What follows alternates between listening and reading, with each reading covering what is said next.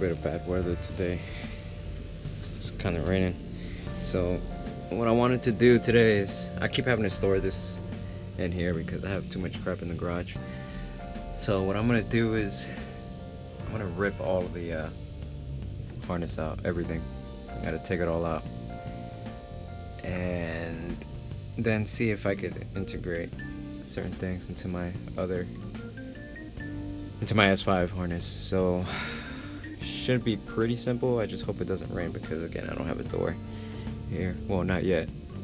And yeah, go ahead and get that started. Alright, so the trick is, like any other clip in this car, is just to apply even pressure if you want to keep the little stock OEM kind of divots. So there's a few of them, beginning with the front. And I do recommend taking out the dead stop there. It's two 12s. I gotta take that out because you need to disconnect it from the fuse box. So it's a few here. It's like 1, 2, 3, 4, and then there's some over here. 5, 6, 7, 8, 9, and then continuing on. 10, 11, 12, 13, 14, and then obviously all the way to the back. Some over here. 15, 16, 17, 18. It's a lot. Over 20 for sure. And it kind of just goes all the way around. Some of these are really easy to take off. You just need like 2 flat heads if you want to take it out nicely. All the way around. And even for the S5s, they end right here. They end with this connection right here. And this is the last plug that I gotta take out down here, which is being a little bit of a pain. But once that's in, you kind of have to just take that back and kind of feed it through the whole chassis and take it out. So we're almost there. All right, so I took the footrest thing out. It's 2 12s, and then this is the plug that goes to the fuse box right up here. This one was actually really easy to get to compared to the S5. But just right there, just pop that out, and that's where the rear harness sort of disconnects from the front. And again, kind of took everything out, so I like to just leave that there. You have to pass this one over here. This is going to be the tricky part. Kind of just take everything out. I'll take out this one. Sorry. Just go ahead and remove that real quick. There you go. And I just got to start feeding it through. Sometimes, as you can see here, it gets stuck to the little harness, gets stuck to this pole here, so you gotta just keep feeding it through. And usually it takes a while, but it's a lot easier than it seems. Definitely easier the second time doing it than it was the first, but yeah, then after that, I just got to take the cabin harness out. So.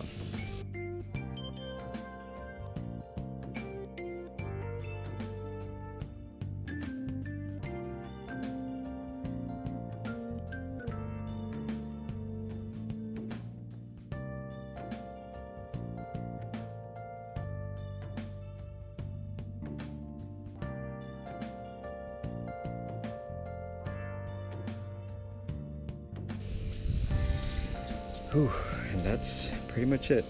I just fed it through the whole rear, and since I already have everything over there disconnected,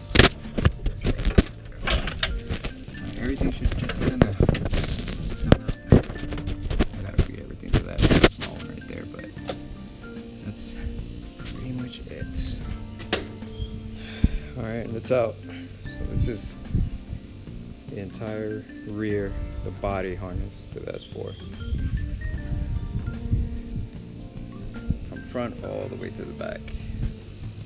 So now I need to see, I should probably compare it just to see how the two are, see if there's anything I could use, but now I need to go ahead and tackle this one, start taking this apart, just few screws that are actually on the chassis, like this, that.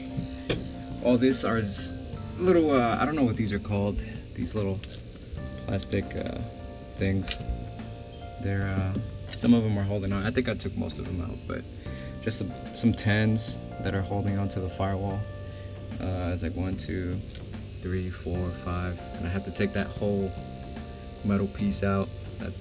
All this is just gonna come out in one solid piece. Now I believe this is for like the power windows, so probably just gonna take that out since I'm not gonna use power window doors, and I have to unbolt the fuse box to be able to pull it through. But before I pull it through, I have to make sure everything from the front chassis is unplugged.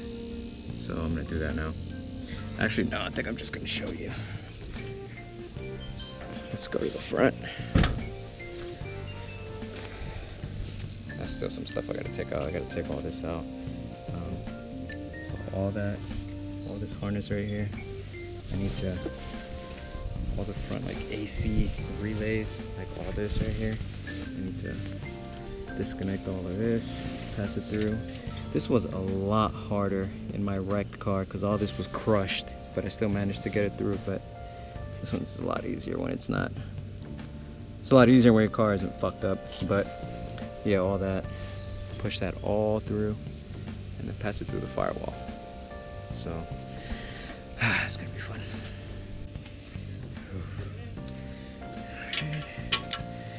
Take these out. Pop those out. Right there. Took the little horn line out. AC.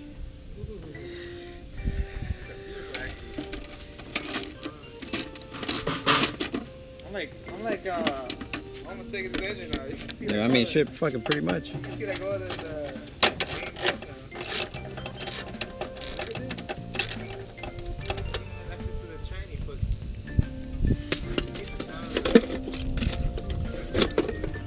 Yeah, it has that deep smell.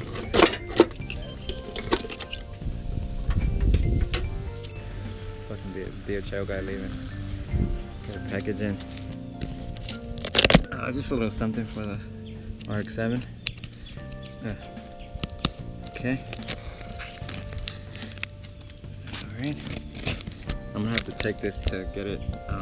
I gotta take this to Kuro. Get it altered a little bit. Open it.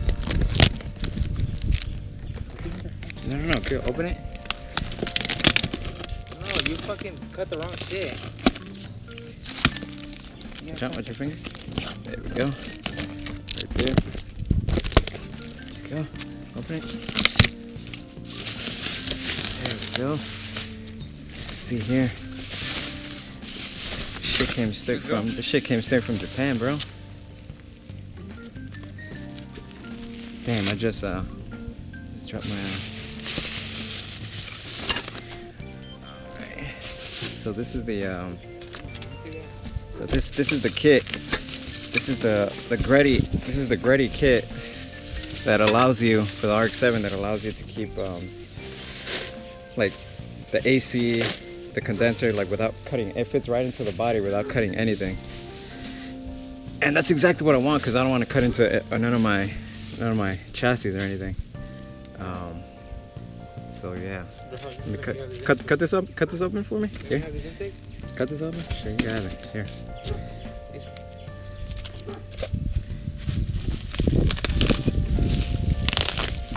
See that? See where it came from? You know what that is? How was that? It's just the don't cut. Oh! Shit's fucking short, bro. Oh, is it in your room? Who's in your room? The blades fucking. I think so, yeah. I didn't know it had the map too. Yeah. Let me see. What's this guy? Yeah, these things are welded to hell. These are custom, dude. Some of them are, not all of them. It looks like this right here wasn't supposed to be like this.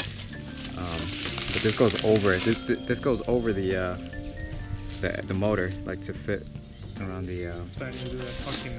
This right here is a hard piece of plastic to find, but you got the thing here. And the intercooler. Yeah, I wanted to take this to Kuro Works to see if he could do me, because I think it's missing a few of the piping, but I think if you could just mock it up, he could see like what's missing, kind of finish it up. I wonder what kind of filter this is. Oh, it's HKS.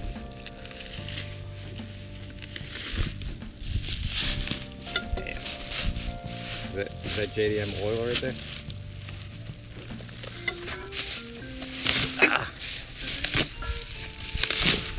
Bro, this shit came so quick. Like, it was supposed to be 6 days, and then from 6 it went to like 3 because it was supposed to come on Friday. Blue Devil in here. What's got a lot of gun shit.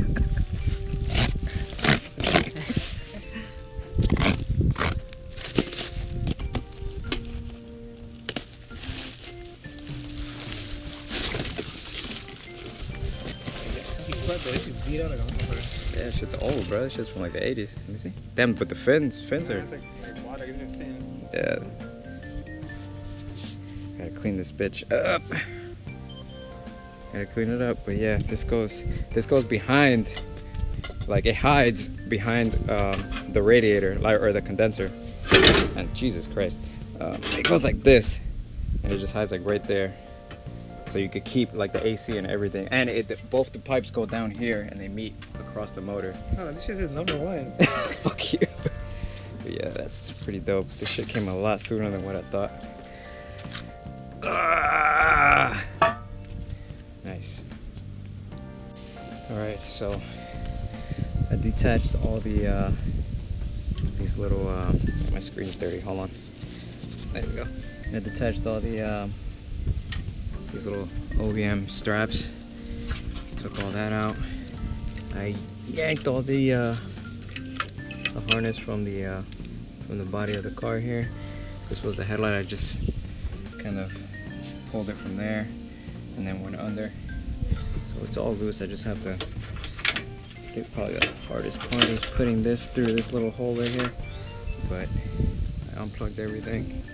And now I just kind of have to feed it from the bottom, which is the trickiest part, but this thing will kind of just move. And once I feed it through, it should be good. So let's do that. Alright, so I took all the screws, the 10mm screws that are holding on to around all there. I don't know if you can see it because it's kind of sunny. This was held on by 2 screws, which I just took that out. The flasher is here on the side. It's held on by 1 10mm bolt against the kick panel right there, as well as the fuse box that's held by another 10mm at the very bottom. So this is all loose. So now what we have to do is what I like to do. It's a tight squeeze. Is it? Right here. Oh man. Sorry. Okay, so what I like to do is with the big screwdriver, something kind of reliable, just kind of poke the rubber grommet and just push it inwards to get the damn grommet through the firewall. Probably gonna need 2 hands for this, but I'm just showing you what I'm doing. So I'm gonna put the camera up and get this done.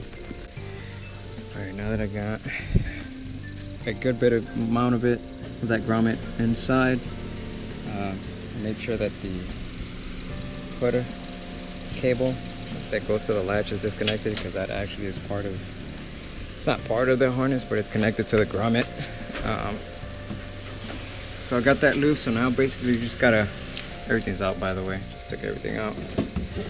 So now you just kind of gotta tug it towards you, and this is really gonna take time, but you can kind of already see that it's coming out. It's kind of dark, but once the grommet is out, it gets really easy just to get everything out of the way. But I'm gonna need 2 hands for this, so yeah, I gotta stop recording. After a lot of tugging, I finally got it out. This is probably the most annoying part of the whole thing, and The trick is to manage which plugs you have to group together in order to pass it through that little itty bitty hole. But eventually it all comes out. The S4 is a little bit harder than the S5 because it has more plugs. But now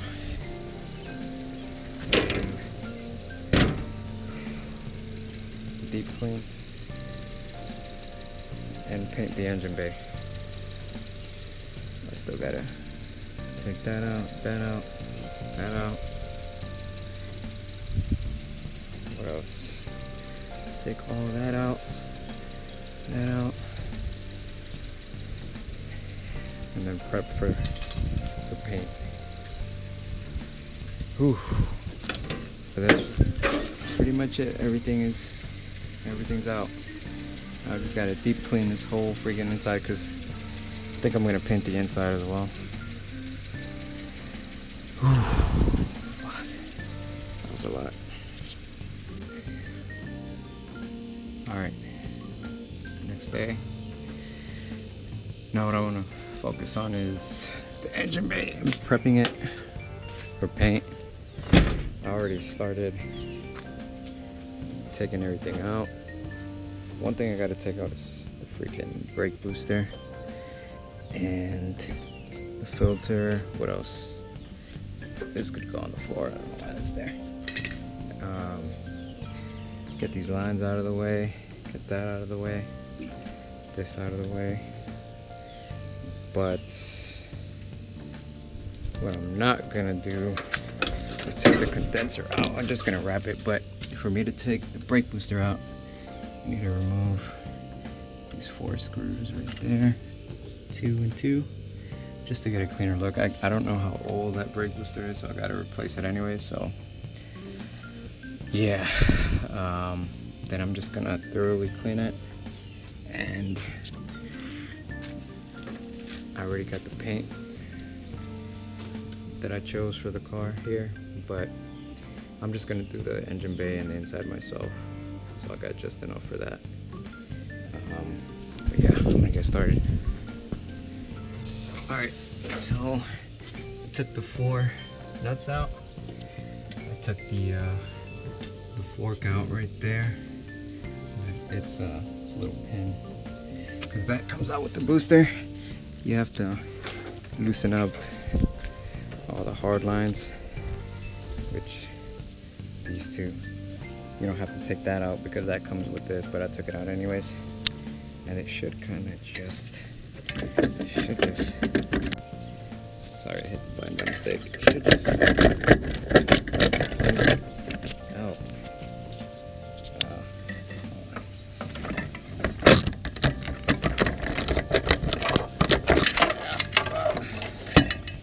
Okay.